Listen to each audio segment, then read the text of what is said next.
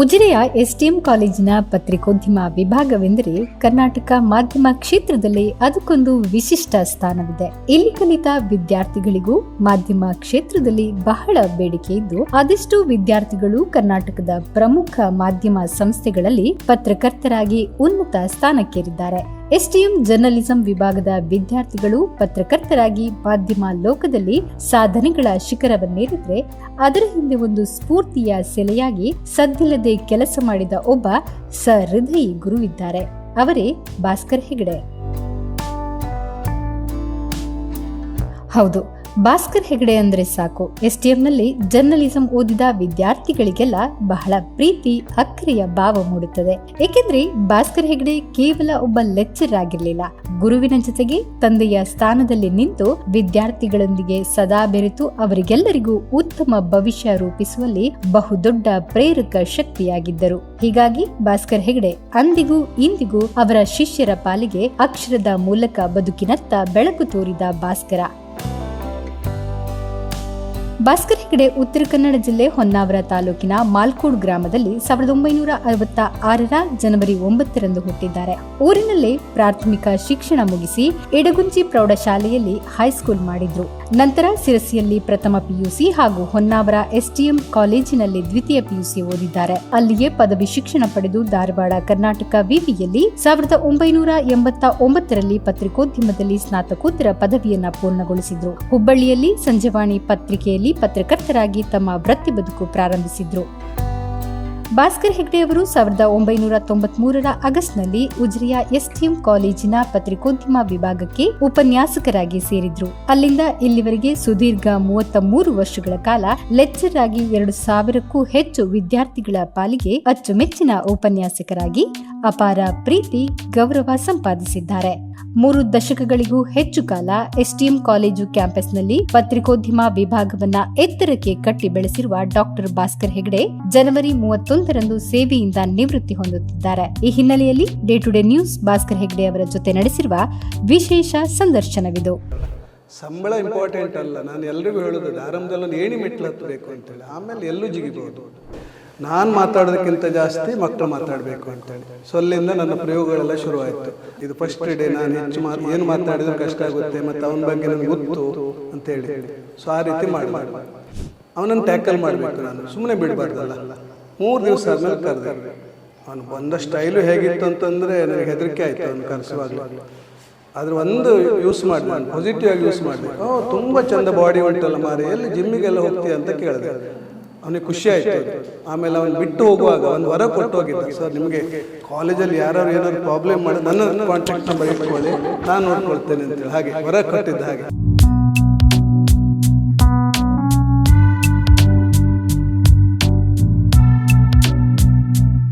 Shri Dharmasthala Manjunatheshwara college Ujire ಇಲ್ಲಿನ ಪತ್ರಿಕೋದ್ಯಮ ವಿಭಾಗದ ಮುಖ್ಯಸ್ಥರಾಗಿರುವ ಭಾಸ್ಕರ್ ಹೆಗಡೆ ಸರ್ ಇವರು ಪತ್ರಿಕೋದ್ಯಮದ ವಿಭಾಗದ ವಿದ್ಯಾರ್ಥಿಗಳಿಗೆ ಮಾತ್ರ ಅಲ್ಲ, ಈ ಕಾಲೇಜಿನ ಪ್ರತಿಯೊಬ್ಬ ವಿದ್ಯಾರ್ಥಿಗೂ ಚಿರಪರಿಚಿತವಾದಂತಹ ಹೆಸರು.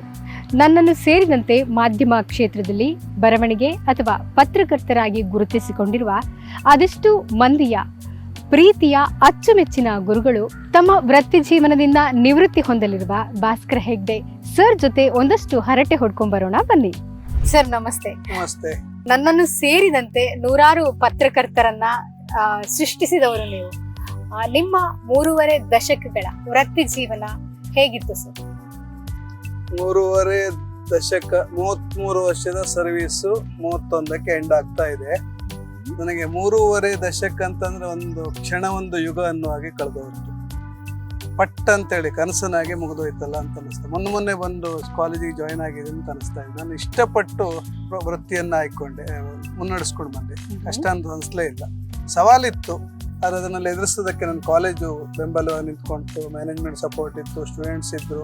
ಸ್ಟೂಡೆಂಟ್ಸ್ ವರ್ಗ ಬೆಳೀತಾ ಹೋದಾಗೆ ನನಗೆ ತುಂಬ ಶಕ್ತಿ ಬಂತು, ಎನರ್ಜಿ ಬಂತು. ಹಾಗಾಗಿ ಬಹಳ ಮೆಮೊರೇಬಲ್ ಆದಂಥ ಎಕ್ಸ್ಪೀರಿಯನ್ಸು. ತುಂಬ ಖುಷಿ ಇದೆ ನನ್ನ ಸರ್ವಿಸ್ ಬಗ್ಗೆ, ತೃಪ್ತಿ ಇದೆ, ಸಮಾಧಾನ ಇದೆ. ಇವತ್ತು ಒಂದ್ಸಲ ಹಿಂದಿರುಗಿ ನೋಡುವಾಗ ಸರ್, ಏನು ದೇಶದ ಯಾವುದೇ ಮಾಧ್ಯಮಗಳನ್ನ ತಗೊಂಡು ನೋಡಿದ್ರು ಕೂಡ ಅಲ್ಲಿ ನಿಮ್ಮ ಒಬ್ಬ ವಿದ್ಯಾರ್ಥಿ ಖಂಡಿತ ಇದ್ದೇ ಇರ್ತಾರೆ. ನನಗೆ ಆ ಖುಷಿ ಇದೆ, ಅಭಿಮಾನ ಇದೆ. ಒಂಥರ ನಮ್ಮ ರಿಪ್ರೆಸೆಂಟೇಷನ್ ಎಲ್ಲ ಮಾಧ್ಯಮದಲ್ಲಿದ್ದಾರೆ ಅನ್ನೋದು, ಅಥವಾ ನಮ್ಮವರು ಹೋಗಿ ಜಾಯಿನ್ ಆದ್ಮೇಲೆ ನಮ್ಮ ಅಂಬಾಸಿಡರ್ ರೂಪದಲ್ಲಿ ಹೋದಾಗೆ ಅನ್ಸಿದೆ. ಅವ್ರ ಪರ್ಫಾರ್ಮೆನ್ಸ್ ಚೆನ್ನಾಗಿತ್ತು, ಮತ್ತೆ ಇನ್ನೊಂದು ಅಪಾಯಿಂಟ್ಮೆಂಟ್ ಮಾಡುವಾಗ ನಮಗೆ ಅವಕಾಶ ಕೊಡ್ತಾ ಬಂದ್ರು. ಸೊ ಹಾಗಾಗಿ ಆ ನೆಟ್ವರ್ಕ್ ಸ್ಟ್ರಾಂಗ್ ಆಗ್ತಾ ಬಂತು. ಸೊ ರಾಜ್ಯದ ಎಲ್ಲಾ ಪತ್ರಿಕೆಗಳಲ್ಲಿ, ಚಾನೆಲ್ಗಳಲ್ಲಿ ಇವತ್ತು ನಮ್ಮವ್ರ ಸಂಖ್ಯೆ ಜಾಸ್ತಿ ಇದೆ ಅನ್ನೋದು ನನಗೆ ತುಂಬಾ ಖುಷಿಯ ವಿಚಾರ. ವಿಜಯವಾಣಿಯಲ್ಲಿ ಒಂದು ಕಾಲಕ್ಕೆ 75% ಉಜಿರೆಯವರನ್ನು ಹೆಗ್ಗಳಿಕೆ ಇತ್ತು. 8 ಬ್ಯೂರೋ ಚೀಫ್ಗಳು ನಮ್ಮವರೇ ಆಗಿದೆ. ಒಂದ್ ರೀತಿ ಉಜಿರೆ ಅನ್ನೋದು ಬ್ರ್ಯಾಂಡ್ ಆಗಿದೆ. ಉಜಿರೆ ಅನ್ನೋದು ಮಾಧ್ಯಮ ವಲಯದಲ್ಲಿ ಅಟ್ಲೀಸ್ಟ್ ಒಂದು ಗುರುತಿಸ್ತಾರೆ. ಅಪಾಯಿಂಟ್ಮೆಂಟ್ ಇದ್ದಾಗ, ಇಂಟರ್ನ್ಶಿಪ್ಗೆಲ್ಲ ಬೇರೆ ಬೇರೆ ಸಂದರ್ಭದಲ್ಲಿ ನಮ್ಗೆ ಪ್ರಯಾರಿಟಿಯಲ್ಲಿ ನನಗೆ ಅವಕಾಶ ಕೊಡ್ತಾ ಇದ್ದಾರೆ. ಭಾಸ್ಕರ್ ಹೆಗಡೆ ಸರ್ ಅಂದ್ರೆ ಪತ್ರಕರ್ತರ ಸೃಷ್ಟಿಕರ್ತ, ಹೀಗೆ ಹೇಳಿದ್ರೆ ನಿಮಗೆ ಏನ್ ಅನ್ಸುತ್ತೆ ಸರ್? ಹಾಗೆಂತಲ್ಲ, ಖಂಡಿತ ನನ್ನ ಪ್ರಯತ್ನ ನಾನು ಮಾಡಿದ್ದೇನೆ. ನನಗೆ ಸಿಕ್ಕಿದ ವಿದ್ಯಾರ್ಥಿಗಳು ಹಾಗೆ ಇದ್ರು. ನಾನು ಅವ್ರಿಗೆ ಕೊಟ್ಟಷ್ಟು ಕಡಿಮೆ ಅನ್ನೋ ಭಾವನೆ ಇತ್ತು. ಸೊ ಅವರಲ್ಲಿ ಅಸಾಧ್ಯವಾದಂಥ ಗುಣ ಇತ್ತು.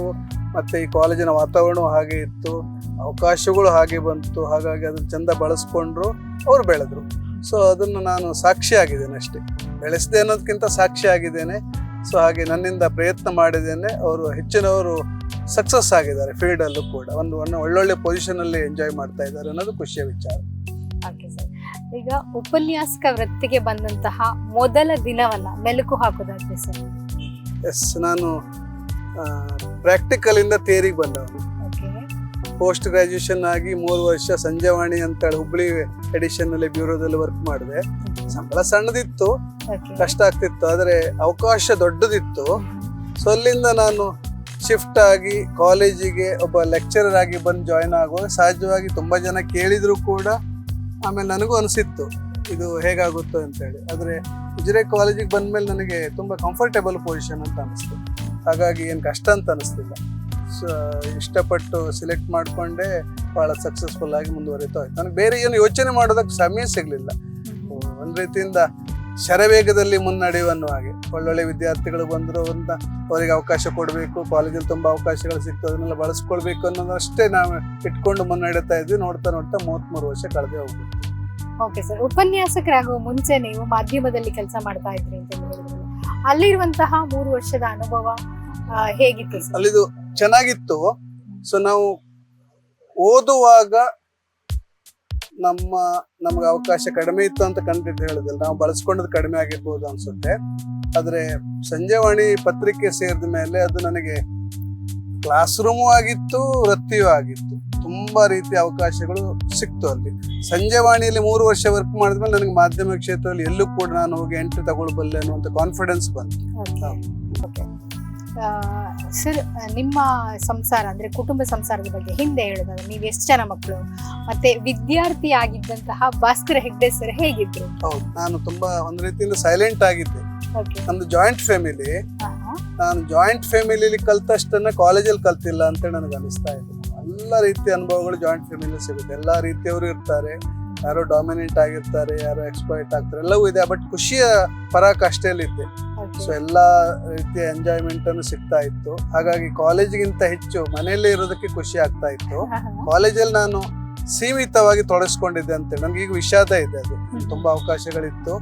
ಉಜಿರೆ ಕಾಲೇಜ್ನಷ್ಟು ಇರ್ಲಿಲ್ಲ ಅಲ್ಲಿ. ವಿದ್ಯಾರ್ಥಿ ಶಿಕ್ಷಕರ ಸಂಬಂಧ ಕೂಡ ಸೀಮಿತವಾಗಿತ್ತು. ಬೇರೆ ಬೇರೆ ದೃಷ್ಟಿಯಿಂದ ನಾನು ಚೆನ್ನಾಗಿಲ್ಲ ಅಂತ ಹೇಳ್ತಾ ಇಲ್ಲ, ನಾವು ಬಳಸ್ಕೊಂಡ ರೀತಿ ಸರಿಯಾಗಿಲ್ವೇನಂತ ಅನಿಸ್ತಾ ಇದೆ. ಹಾಗಾಗಿ ಒಂದು ಹಂತದಲ್ಲಿ ಅನಾಮಿಕನಾಗಿ ನನ್ನ ಕಾಲೇಜ್ ಜೀವನವನ್ನ ಕಳೆದೆ ಅಂತೇಳಿ ಅನಿಸ್ತಾ ಇದೆ. ಪೋಸ್ಟ್ ಗ್ರಾಜುಯೇಷನ್ಗೆ ಹೋದ್ಮೇಲೆ ತುಂಬಾ ಅವಕಾಶ ಸಿಕ್ತು, ತುಂಬಾ ಹೈಲೈಟ್ ಆದೆ. ಆಮೇಲೆ ನಾನು ನಮ್ಮ ಕಲೀಗ್ಸ್ ಕೂಡ ಚೆನ್ನಾಗಿದ್ರು, ನನ್ನ ಜೊತೆಗಿದ್ದ ಸಹಪಾಠಿಗಳು ಕೂಡ ಚೆನ್ನಾಗಿದ್ರು. ಸೊ ಒಂದು ರೀತಿಯಿಂದ ತುಂಬಾ ಸಕ್ಸಸ್ಫುಲ್ ಲೈಫ್ ಅಂತ ಅನಿಸ್ತದೆ. ವಿದ್ಯಾರ್ಥಿ ಆಗಿರುವಾಗ ಇದ್ದಂತಹ ನೀವು ಯಾವ್ದಾದ್ರು ಒಂದು ಕೀಟಲೆ ಮಾಡಿದ್ದು, ತರಲೆ ಮಾಡಿರೋದು, ಈ ತರದ್ ಏನಾದ್ರು ಒಂದು ಇನ್ಸಿಡೆಂಟ್ ನೆನಪಿದ್ಯಾ ಸರ್? ಹಾಗೆಲ್ಲ ನಾನು ನಮ್ಮ ಕಾಲೇಜು ಅಸಾಧ್ಯವಾದಂತ ನೋಡಿದಂತ ಕಾಲೇಜು. ತುಂಬಾ ಗಲಾಟೆ ಗೌಜು ಎಲ್ಲ ಆಗ್ತಾ ಇತ್ತು. ಅಂತ ತುಂಬಾ ವಿದ್ಯಾರ್ಥಿಗಳನ್ನ ನೋಡಿದ್ದೇನೆ. ಅಯ್ಯೋ ಏನೆಲ್ಲ ಮಾಡ್ತಾರಪ್ಪ ಅನ್ನುವ ಫೀಲಿಂಗ್ಸ್ ಆಗ್ತಾ ಇತ್ತು. ಈಗೆಲ್ಲ ಮಾಡಬಾರ್ದು ಅನ್ನೋ ಫೀಲಿಂಗ್ಸ್ ಬರ್ತಾ ಇತ್ತು. ಬಟ್ ನಾನು ಹೈಸ್ಕೂಲ್ ವರೆಗೂ ಮೇಷ್ಟ್ರಗಳ ಪಾಲಿಗೆ ಅಚ್ಚುಮೆಚ್ಚಿನ ವಿದ್ಯಾರ್ಥಿ ಆಗಿದ್ದೆ. ನನ್ನ ಬಗ್ಗೆ ಯಾವುದೇ ಕಂಪ್ಲೇಂಟ್ಗಳಿರ್ಲಿಲ್ಲ, ಅಕಾಡೆಮಿಕ್ ಆಗಲಿ ಅಥವಾ ಬೇರೆ ಕಾರಣಕ್ಕಾಗಿ. ಕಾಲೇಜಿಗೆ ಹೋದ್ಮೇಲೆ ನನ್ನ ಪ್ರೆಸೆನ್ಸು ಅಬ್ಸೆನ್ಸ್ ಎರಡೂ ಕೂಡ ಅಷ್ಟು ನೋಟೆಡ್ ಆಗಿಲ್ಲ. ನಾನೇನು ಪ್ರಾಬ್ಲಮೆಟಿಕ್ ಅಲ್ಲ, ಕಂಪ್ಲೇಂಟ್ ಇರಲಿಲ್ಲ, ಅಥವಾ ತುಂಬಾ ಅಕಾಡೆಮಿಕ್ ಆಗಿ ಹೈಲೈಟ್ ಆದ ವಿದ್ಯಾರ್ಥಿ ಕೂಡ ಅಲ್ಲ. ರ್ಯಾಂಕ್ ಬಂದೆ ಅಥವಾ ಇನ್ನೇನು ಕ್ಲಾಸಲ್ಲಿ ಆ ಥರದ್ದನ್ನು ಖಂಡಿತ ಇರಲಿಲ್ಲ. So pre college, post college, post degree life ನಂದು ತುಂಬ ಮೆಮೊರೇಬಲ್ ಎಕ್ಸ್ಪೀರಿಯನ್ಸ್ ಇರುವಂಥ. ಓಕೆ ಸರ್, ಈಗ ಉಪನ್ಯಾಸಕ ವೃತ್ತಿಗೆ ಬರಬೇಕು ಅಂತ ಹೇಳಿ ಯಾಕೆ ಅನ್ಸುತ್ತೆ ಸರ್ ನಿಮಗೆ? ನಾನು ಕಾಲೇಜಲ್ಲಿ ಕಲಿಯುವಾಗ ಯಾಕೋ ನಮಗೆ ತುಂಬ ಕಾರಣಕ್ಕಾಗಿ ನಮ್ಮ ಭವಿಷ್ಯದ ಬಗ್ಗೆ ಮೈಸ್ಟ್ರುಗಳು ಹೇಳಬೇಕಿತ್ತು ಅಂತೇಳಿ ತುಂಬ ಅನ್ನಿಸ್ತಾ ಇತ್ತು. IAS ಆಗಬೇಕು, IAS ಆಗೋದಾದ್ರೆ ಏನು ಓದಬೇಕು, ಎಲ್ಲಿ ಓದಬೇಕು, ಹೇಗೆ ಓದಬೇಕು, ಎಷ್ಟು ಶ್ರಮ ಪಡಬೇಕು ಅನ್ನೋ ವಿಚಾರಗಳನ್ನ ತುಂಬ ಹೇಳಬೇಕು ಅಂತ ಅನ್ನಿಸ್ತಾ ಇತ್ತು. ಕೊನೇ ಕ್ಲಾಸಲ್ಲೂ ಕೂಡ ನಮ್ಮ ಮೇಷ್ಟ್ರು ಬಂದು, ಹಿಸ್ಟ್ರಿ ಮೇಷ್ಟ್ರು ಬಂದು, ಅವರು ಅರ್ಧ ಗಂಟೆ ಪಾಠ ಮಾಡಿದರು, ಅರ್ಧ ಗಂಟೆ ಟೇಕ್ ಡೌನ್ ಅಂತ ಹೇಳಿದ್ರು. ಅದು ಅವ್ರ ಕ್ರಮ, ನೋಟ್ಸ್ ಕೊಡೋ ವಿಧಾನ. ನನಗೆ ಆವಾಗ ತುಂಬ ಅನಿಸಿತ್ತು, ನಾನು ಒಂದು ಉಪನ್ಯಾಸಕನಾದರೆ ಈ ನೋಟ್ಸ್ ಇವೆಲ್ಲ ಕೊನೆ ದಿವಸ ಈ ನೋಟ್ಸ್ ಎಲ್ಲ ಬೇಕಿರಲಿಲ್ಲ, ನಾವು ಜೆರಾಕ್ಸ್ ಮಾಡ್ಕೊಳ್ತಿದ್ವಿ. ಅದ್ರ ಬದಲಿಗೆ ಅರ್ಧ ಗಂಟೆ ಮಾತಾಡಿದರೆ ನಮಗೆ ಅವಕಾಶ PG ಮಾಡಿ, ಅದು ಮಾಡಿ, ಇದು ಮಾಡಿ ಅಂತ ಹೇಳಿದ್ರೆ ಎಷ್ಟು ನಮ್ಗೆ ಧೈರ್ಯ ಇರಲಿಲ್ಲ ಮೇಷ್ಟ್ರ ಹತ್ರ ಕೇಳಲಿಕ್ಕೆ. ಸೊ ನನಗೆ ಆವಾಗ ಅನಿಸಿತ್ತು, ನಾನೇನಾದರೂ ಇನ್ ಕೇಸ್ ಭವಿಷ್ಯದಲ್ಲಿ ನನಗೆ ಉಪನ್ಯಾಸಕ ಆಗೋ ಚಾನ್ಸ್ ಇದ್ರೆ ನಾನು ನೋಟ್ಸ್ ಕೊಡಬಾರ್ದು, ಒಂದು ಅದ್ರ ಬದಲಿಗೆ ಅಷ್ಟು ಸಮಯವನ್ನ ಸ್ಟೂಡೆಂಟ್ಸ್ ಜೊತೆ ಮಾತಾಡಿದ್ರೆ, ವಿದ್ಯಾರ್ಥಿಗಳ ಪಲ್ಸ್ ಅನ್ನು ಅರ್ಥ ಮಾಡಿಕೊಂಡು ಮಾತನಾಡೋ ಅವಕಾಶ ಕೊಟ್ರೆ ಚೆನ್ನಾಗಿರ್ತಿತ್ತು ಅಂತ ಭಾವನೆ ಇತ್ತು. ಹಾಗೆ ನಾನು ಆಗ್ಲೇಬೇಕು ಅಂತ ಕನಸಂತೂ ಕಂಡವನಲ್ಲ, ಆದ್ರೆ ಫೀಲ್ಡ್ ಇಂದ ಇದ್ದ ಜಾಬ್ಗಿಂತ ಉಜಿರೆ ಕಾಲೇಜಿನ ಲೆಕ್ಚರರ್ ಪೋಸ್ಟ್ ಪ್ರತಿಷ್ಠಿತ ಸಂಸ್ಥೆಯಲ್ಲಿ ಅವಕಾಶ ಅಂದಾಗ ಒಂದು ಆಸೆ ಹುಟ್ಟಿದ್ದವರು, ಈಗ ಒಂದು ನಿಭಾಯಿಸಬಹುದು ಅಂತೇಳಿ ಒಂದು ಆಸೆ ಹುಟ್ಕೊಂಡು ಇಲ್ಲಿಗೆ ಬಂದೆ. ನೀವು ಹೇಳಿದ್ರಿ ಕನಸು ಹುಟ್ಕೊಂಡಿತ್ತು, ನಾನು ಇನ್ನಷ್ಟು ವಿದ್ಯಾರ್ಥಿಗಳನ್ನ ಮಾತಾಡಿಸ್ಬೇಕಿತ್ತು ಅಂತ ಹೇಳಿ ಅದನ್ನ ನೀವು ನಿಜವಾಗ್ಲೂ ಕೂಡ ಮಾಡಿ ತೋರಿಸಿದ್ರಿ ಸರ್. ಪ್ರತಿಯೊಬ್ಬ ವಿದ್ಯಾರ್ಥಿಗಳು ಪೂರ್ತಿ ಸಮಾಧಾನ ಇದೆ. ಸೊ ಇಲ್ಲಿ ಕಾಲೇಜಿಗೆ ಬಂದ ಮೇಲೆ ನನಗೆ HOD ಆಗಿ ಸ್ವಾತಂತ್ರ್ಯ ಸಿಕ್ಕಿದ ಮೇಲೆ ಹಲವು ಪ್ರಯೋಗ ಮಾಡಿದೆ. ನಾನು ವಿದ್ಯಾರ್ಥಿಗಳೇ ಮಾತಾಡ್ಬೇಕು, ನಾನು ಕಡಿಮೆ ಮಾತಾಡ್ಬೇಕು ಅಂತೇಳಿ ಅದು ಒಂದೊಂದೇ ಪ್ರಯೋಗ ಮಾಡ್ತಾ ಹೋದೆ. ತುಂಬಾ ವಿದ್ಯಾರ್ಥಿಗಳು ನಾನು ನೋಡ್ತಾ ಇದ್ದಾಗ PUC ಮುಗಿಸಿ ಬಂದರೂ ಕೂಡ ಒಂದು ಕ್ಲಾಸಿಗೆ ಬಂದು ಪರಿಚಯ ಹೇಳ್ಕೊಳ್ಳೋದಕ್ಕೂ ನಡುತ್ತಾ ಇದ್ದವ್ರನ್ನ ಗಮನಿಸಿದೆ. ಅಯ್ಯೋ ಇವ್ರು ಇನ್ನು ಹೀಗೆ ಹೋಗ್ತಾ ಹೋದ್ರೆ ಏನಾದಿತ್ತು ಅಂತೇಳಿ ಅದಕ್ಕೆ ಶುರು ಆಯ್ತು. ನಾನು ಜರ್ನಲಿಸಮ್ ಕಲಿಸೋದಕ್ಕಿಂತ ಇವರಲ್ಲಿ ಕಾನ್ಫಿಡೆನ್ಸ್ ತುಂಬಬೇಕು ಅನ್ನೋದೇ ನನಗೆ ಬಂತು ಮುಖ್ಯವಾಗಿ. ಸೊ ಅದಕ್ಕೆ ಏನೆಲ್ಲ ಪ್ರಯೋಗ ಮಾಡ್ಬೋದು ಅದೆಲ್ಲ ಮಾಡ್ತಾ ಬಂದೆ. ಸೊ ಅವರನ್ನು ಹೆಚ್ಚು ಮಾತಾಡಿಸ್ಬೇಕು. ಅದು ಕ್ಲಾಸ್ ರೂಮಲ್ಲಿ ಸೆಮಿನಾರು ಒಂದೇ ಅಲ್ಲ, ಬೇರೆ ಬೇರೆ ರೂಪ ಇದೆ ಅಂತ ಅನ್ಕೊಂಡೆ. ಹಾಗಾಗಿ ಹೊಸ ಹೊಸ ಪ್ರಯೋಗ ಮಾಡಿದೆ.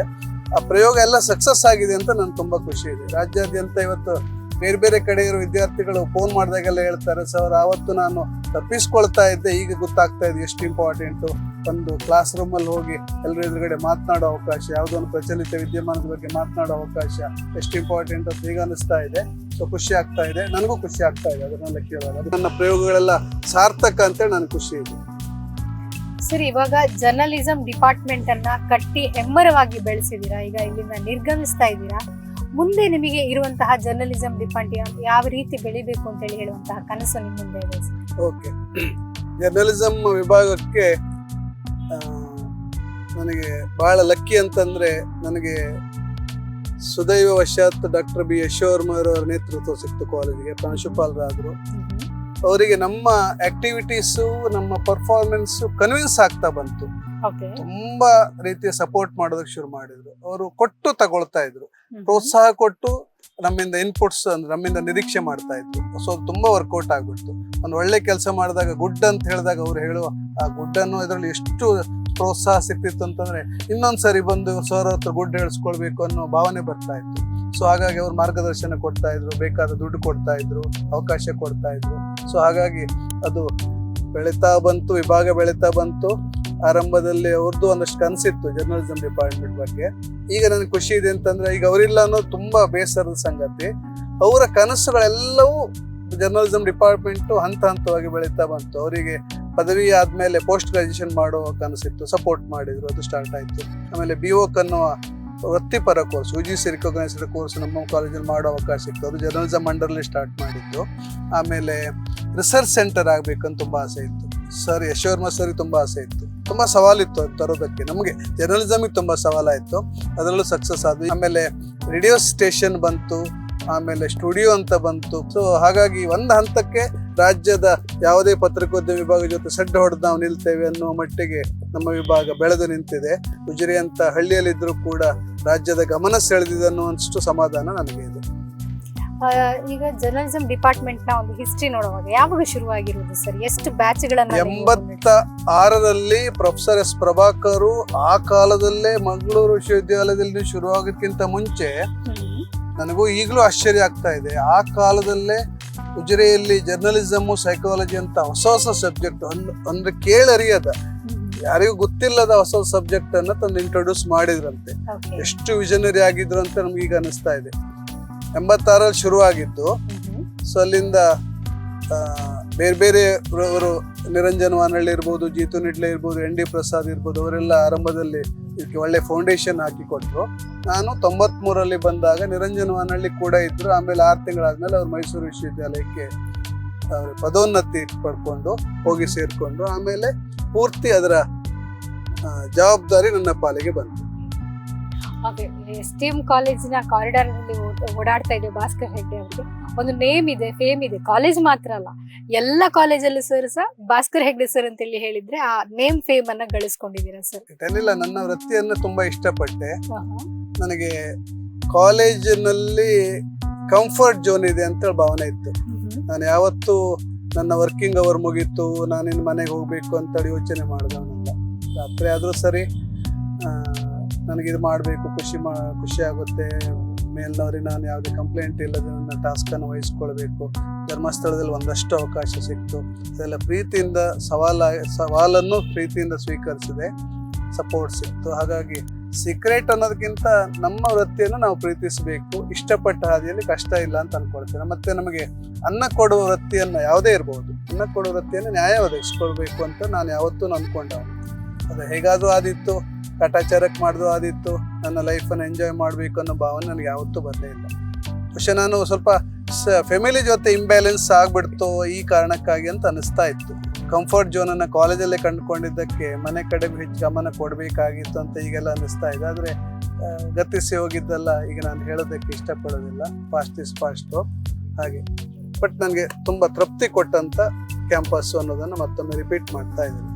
ಪ್ರತಿಯೊಬ್ಬ ವಿದ್ಯಾರ್ಥಿಗೂ ಆಗ ಪತ್ರಿಕೋದ್ಯಮ ಓದುವಾಗ ಇರಬಹುದು ಅಷ್ಟು ಸೀರಿಯಸ್ ಆಗಿ ಯಾವುದನ್ನು ತಗೋತಾ ಇರಲಿಲ್ಲ. ಆದ್ರೆ ಮತ್ತೆ ನಿಜವಾಗ್ಲೂ ನಿಮ್ಮ ಪ್ರೀತಿ, ಒಬ್ಬ ಮಾತೃ ಹೃದಯಾಗಿ ಅಥವಾ ಒಬ್ಬ ಅತ್ಯುತ್ತಮ ದಾರಿ ತೋರುವ ಗುರುವಾಗಿ ನೀವು ಕೆಲಸ ಮಾಡಿದೀರಿ ಅಂತ ಹೇಳಿ ಡಿಪಾರ್ಟ್ಮೆಂಟ್ ಬಿಟ್ಟು ಹೋಗಿ ನಾವು ಉದ್ಯೋಗ ಪಡೆಯುವಾಗಂತೂ ನಮಗೆ ನಿಜವಾಗ್ಲೂ ಅದು ಕಾಡ್ತಾ ಇತ್ತು.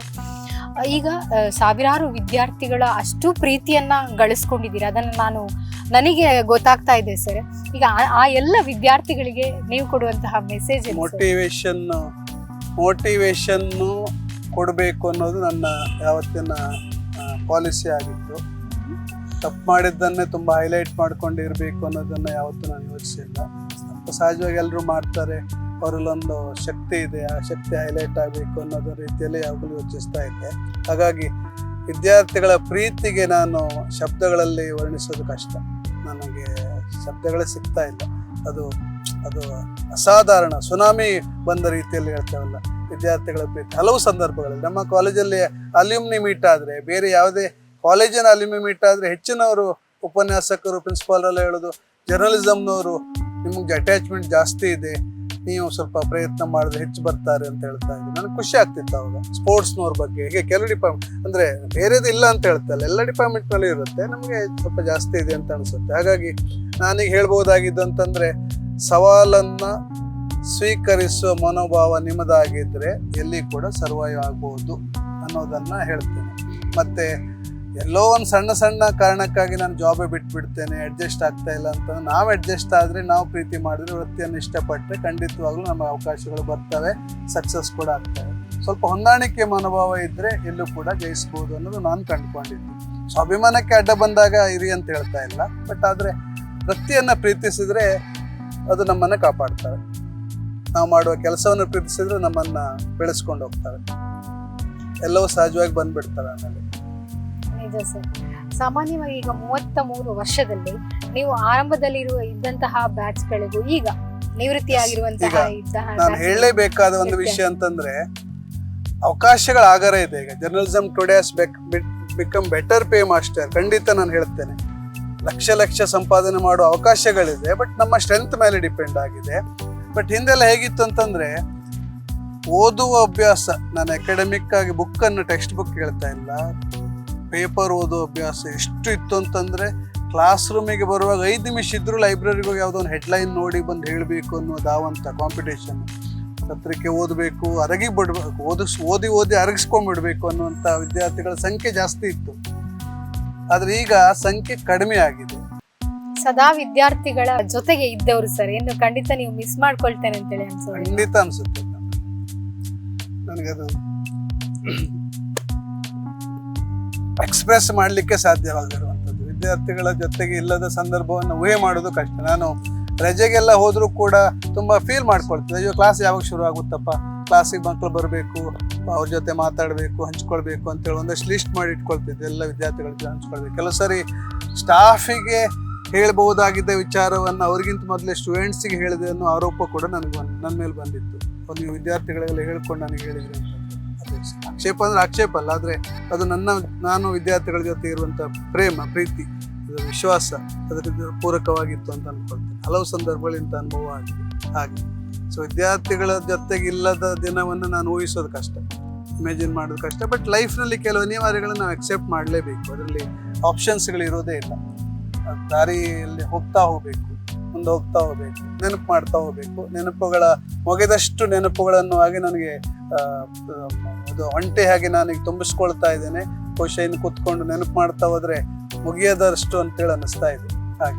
ಮಾಧ್ಯಮ ಅಥವಾ ಏನು ಪತ್ರಕರ್ತರ ಹಿಂದೆ ಎಲೆಮರೆಯ ಕಾಯಿಯಾಗಿ ನೀವು ಒಂದು ಇದ್ದವರು ಸರ್, ಬೆಳೆಸಿದವರು ಪತ್ರಕರ್ತರನ್ನ.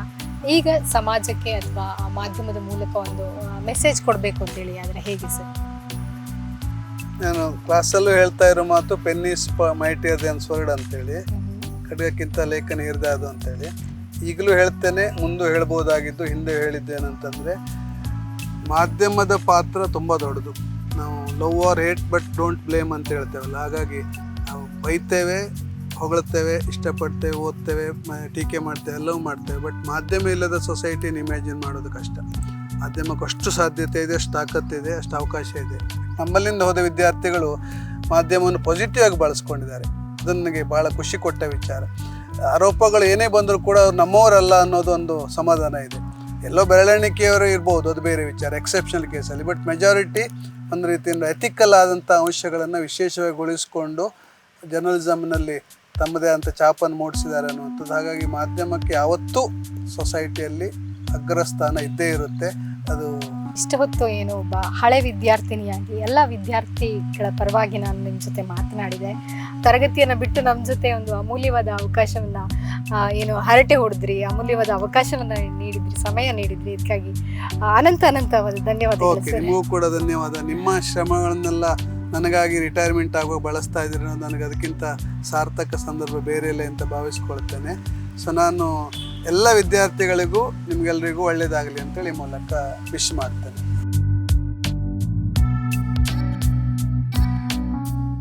ಭಾಸ್ಕರ್ ಹೆಗ್ಡೆ ಸರ್ ಹೆಸರಲ್ಲ ಭರವಸೆ. ಅಕ್ಷರ ಲೋಕಕ್ಕೆ ಅಂಬೆಗಾಲಿಡುತ್ತಿರುವ ಅದೆಷ್ಟೋ ವಿದ್ಯಾರ್ಥಿಗಳ ಪಾಲಿಗೆ ಅಡಿಪಾಯ ಹಾಕಿಕೊಟ್ಟವರು. ಇವರ ನಿವೃತ್ತಿಯ ಬದುಕು ಶುಭವಾಗಲಿ ಎಂದು ಹಾರೈಸ್ತಾ ಕಾರ್ಯಕ್ರಮವನ್ನು ಮುಗಿಸ್ತಾ ಇದ್ದೀನಿ. ನಮಸ್ಕಾರ.